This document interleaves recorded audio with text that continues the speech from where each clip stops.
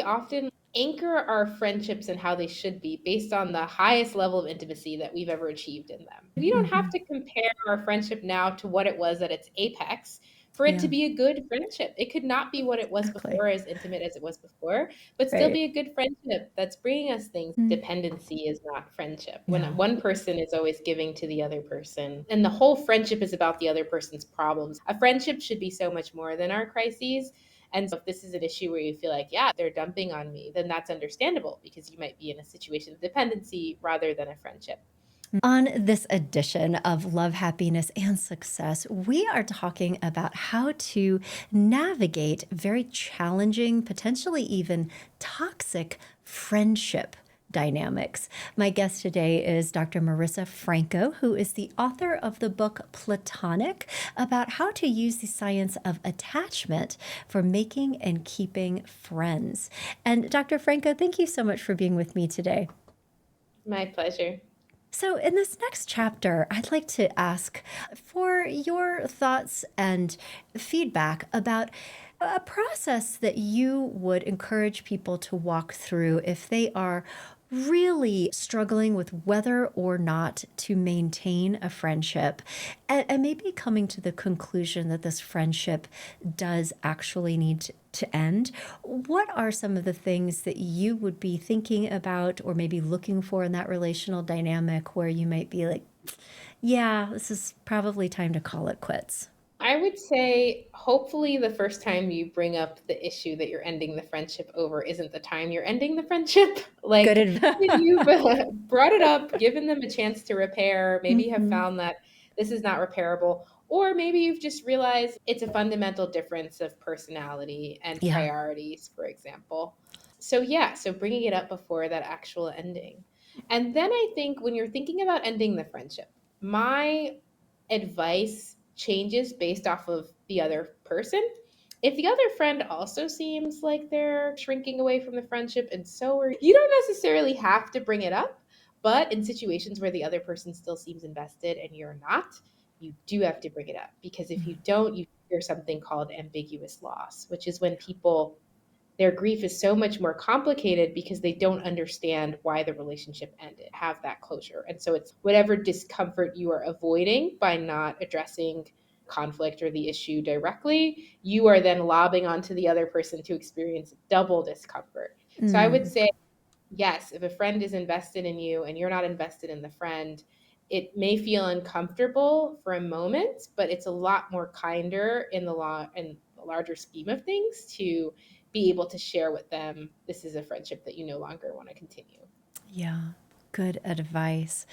And so, on that topic, I'm also wondering if you could speak to something that I think is very common, particularly as people get older, going through different phases of life, where people change, grow, evolve, and perhaps somebody that you were very close with at an earlier stage of your life, maybe in your teens or your 20s, and now you're in your 30s or maybe your 40s and thinking, there is nothing left here for me anymore. How common do you find that as a reason why people are deciding to end friendships? Yeah. Well, first of all, it's very normal for this Yeah. process. Every 7 years, we lose about half our friends, according to the Oh, research. I So, was not familiar with hey. that statistic. Yeah, it's very normal to feel like you're changing and growing in different ways. I think it fills us with shame because we just think our friendship should last forever. But no, it's certainly normal. It doesn't mean anything's wrong with you or your friend. And I think you have a few different options. When we look at like long distance friends and what makes them continue over time, it's that people perceive them as flexible, not fragile. So it's okay, we're not talking as much. We're not maybe experiencing the same level of intimacy as before, but that Yeah. doesn't necessarily mean we're not compatible at all. And I think the beauty of friendship is that it's not like a romantic relationship in that it's black or white in the same way. Like either we're together and we're sharing our life together and we're doing all the things together, or we're not together at all. Like you can decide on a certain level of intimacy within a friendship. So Hmm. maybe it's not that you need to end the friendship, but rather, is there a different level of intimacy and closeness that's more appropriate given the ways that we're changing? Because I think Yeah. sometimes distance creates intimacy. And the issue is not that you are friends, the issue is that we have been putting a different level of intimacy onto this friendship than is appropriate for who we are at this point. That is such good advice. And I love it that you're just saying this out loud, that there are seasons of life and that there can be ebbs and flows in friendships. And that does not have to be a binary on or off thing. And particularly, I've personally had this experience so many times where somebody that I feel really close to moves away. You try to keep in touch, but just over time it wanes. But then having this experience of coming back into contact with them after a period of time, maybe you get to visit and it's, love you. You know what I mean? And it's like a fresh chapter a little bit. And so that to have that kind of flexible mentality with friendships and that it's okay to let things go a little bit and just let it be what it is. Yeah, absolutely. I think we often anchor our friendships and how they should be based on the highest level of intimacy that we've ever achieved in them, right? And we don't have Mm-hmm. to compare our friendship now to what it was at its apex for it to Yeah, be a good friendship. It could not be what it was exactly. before, as intimate as it was before, but still Right. be a good friendship that's bringing us things. And so, can we adjust our anchor point? We don't always have to go back to, oh, in college, we hung out every day and we slept over. It's okay that it's different now, and that doesn't mean that it's not still valuable and it's not still a good friendship for us to have. Yeah, definitely. Okay. Then, so just going back to this idea of feeling empowered and having some ways of compassionately setting boundaries with a friend. We talked a little bit about this. You were like, make sure that this is not the first time that you are bringing up your concerns or issues with your friend. Try to have this conversation before you're like, and we're done.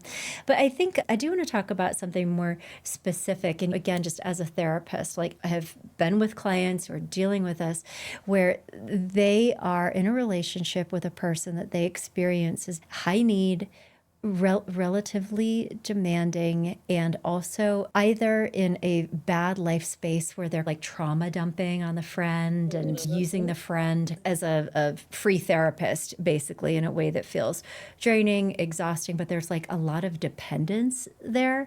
Actually, let's just stop right there because I think that there can be some different facets of this. But in a situation where you are like, I don't want to do this with you anymore, but that you have a person on the other side who does have that emotional dependence and who may actually flip out, or at least that is the fear that people have.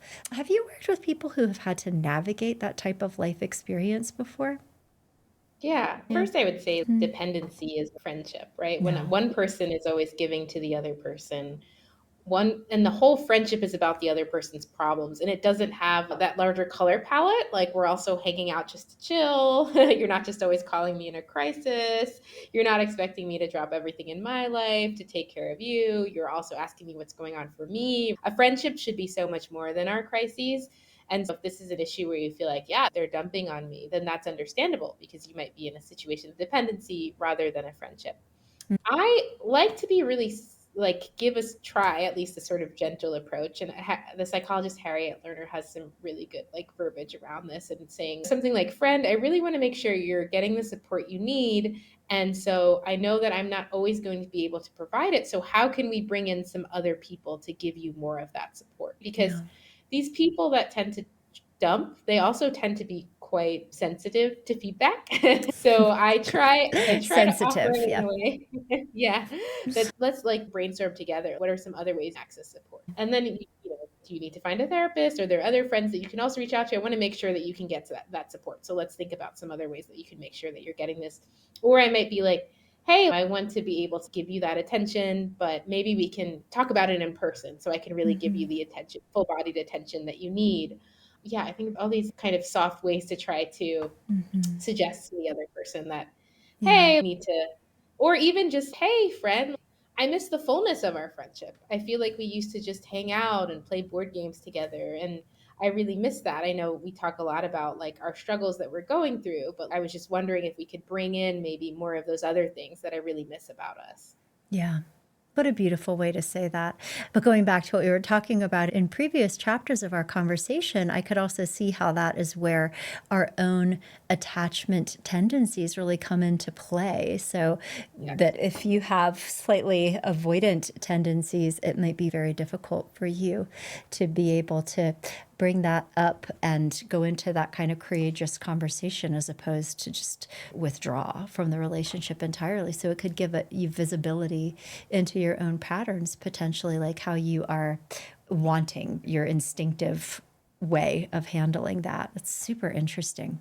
And I And think if you're anxious, you feel like I need to accommodate others and forego my own needs. And that's what you've learned. So yeah. you might invite these sort of dependent relationships because another person might be like, hey, I deserve more reciprocity or a fuller friendship. And you might have learned from your early attachment patterns, no, I don't deserve that sort of equal treatment and attention. Oh, and I know we're almost up on time, but before I let you go, I have to hear your thoughts about that, and particularly as this relates to not just attachment, but also these cultural and societal factors around things like loyalty, what it means to be a good friend, my identity as a caring human, particularly for women, can contribute to maybe people feeling compelled to stay in toxic friendships for longer than they should, above and beyond like these pieces of self-esteem or worthiness that I also Mm. agree are so important.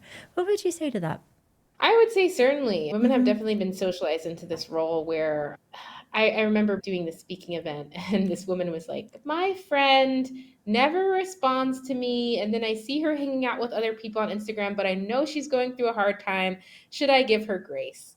And I said to her, sometimes women destroy their sense of self in the name of grace, really. And what does Let's it get look that one like for cross-stitched you? on a pillow, Dr. Marissa. That's a good one. Yeah, and what does it look like for you to fully acknowledge and embody your reality and that other person's reality at the same time instead of assuming because this person's going through it, it has to replace my sense of reality, right? Yeah. It's, hey, you're going through a hard time, it's hard to respond. It's also distressing me that I am reaching out and I'm not hearing back from you.